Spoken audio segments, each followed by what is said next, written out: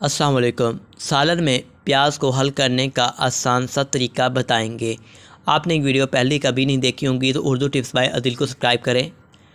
प्याज को सालन के मसाले में जल्दी हल करने का ज़बरदस्त तरीका। जी हाँ, ताकि खाना बने लजीज और वक्त पर।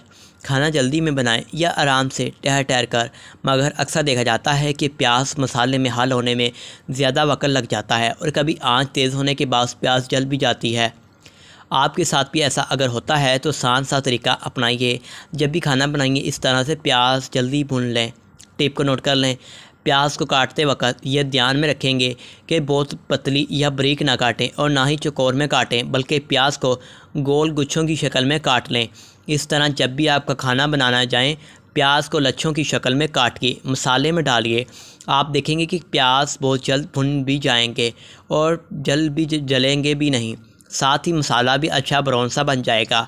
अक्सर प्याज मसाले में हल होने में काफ़ी वक्त लेती है। अगर आप प्याज को गोल गोल लच्छे काट कर डालें तो इससे प्याज जल्दी गलकर मसाले में हल हो जाएगा। अज़ाकल्लाह।